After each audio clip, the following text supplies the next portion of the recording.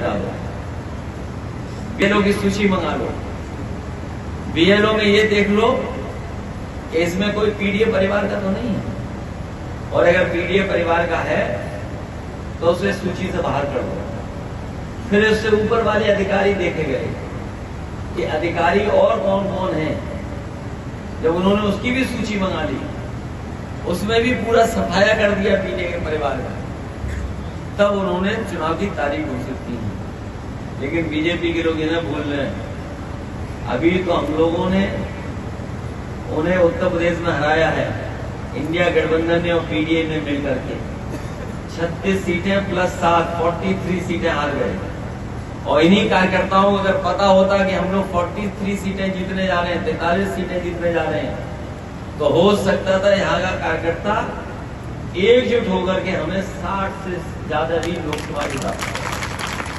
और अब तो हम लोग बीजेपी को हराना जान गए हैं, रणनीति बनाना जान गए हैं, लोगों का सम्मान कर करके उनको जोड़ना जान गए हैं, दूसरों को जगह दे करके त्याग करना जान गए हैं। तो देख लेना आप आने वाले समय में उत्तर प्रदेश में परिणाम, ऐसा परिणाम आएगा कि कभी बीजेपी ने सोचा नहीं होगा। हालांकि बीजेपी के लोग सो नहीं पा रहे जब से अयोध्या हारे हैं। जब एक गड़बड़ सोते हैं तो उन्हें यूपी की याद आ जाती है कि यूपी में कैसे हार गए, और जैसे ही गड़बड़ दूसरी कर करके अयोध्या की याद आती तो फिर नहीं सो पाते। तो इतनी बड़ी हार हुई है यूपी से जिसकी वो अभी तक भरपाई नहीं करते। इसीलिए पीडीए की काट ढूंढ रहे हैं, पीडीए की काट, कि ये पीडीए को कैसे काट दी जाए। हम अपने साथियों को कहना चाहते हैं, पीडीए की लड़ाई वही पुरानी लड़ाई है, वो ये नई लड़ाई नहीं है जो कभी डॉक्टर राममनोहर लोहिया या उनसे पहले बाबा साहब भीमराव अम्बेडकर, ज्योतिबा फूले या तमाम सामाजिक सुधार को आगे बढ़ाने वाले जितने भी हमारे नेता हैं, या नेताजी या डॉक्टर राममनोहर लोहिया, जिन्होंने जो रास्ता दिखाया वही पीडीए का रास्ता है, वही पीडीए की रास्ता। जब हम लोग पीडीए की बात करते हैं तो बीजेपी के लोग घबराने लगे हैं और कार्ड ढूंढ करने के लिए कह रहे हैं कि हम भी पिछड़ा और दलित बनाएंगे। लेकिन हम अपने पीडीए परिवार के लोगों को कहना चाहते हैं, ये केवल चुनाव के लिए उन्होंने नाम बढ़ाए हैं, लेकिन सच्चाई में वो उनको कुछ नहीं देना चाहते।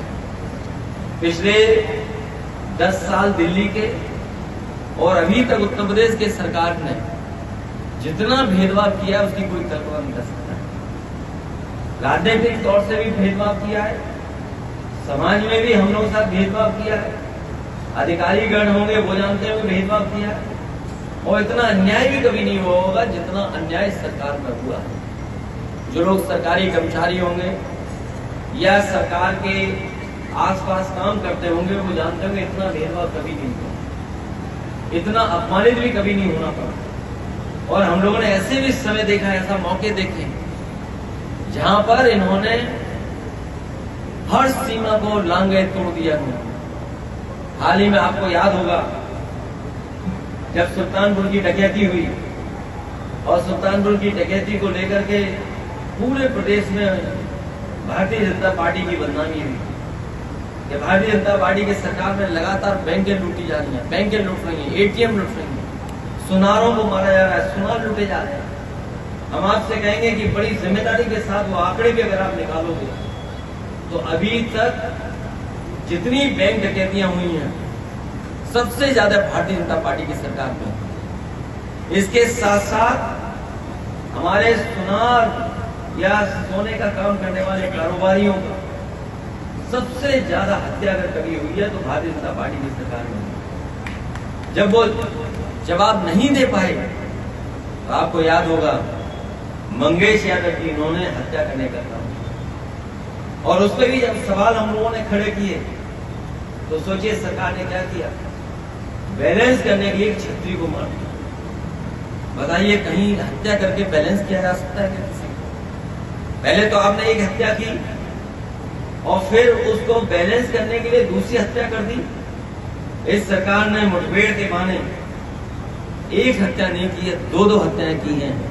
और न केवल उत्तर प्रदेश बल्कि देश की जनता जानती है कि भारतीय जनता पार्टी न संविधान मानती, न कानून मानती और न ही लोकतंत्र पर भरोसा करने वाली पार्टी है। इसलिए जब कभी भी जनता को आने वाले समय में मौका मिलेगा, भारतीय जनता पार्टी को ये सबक सिखाने का काम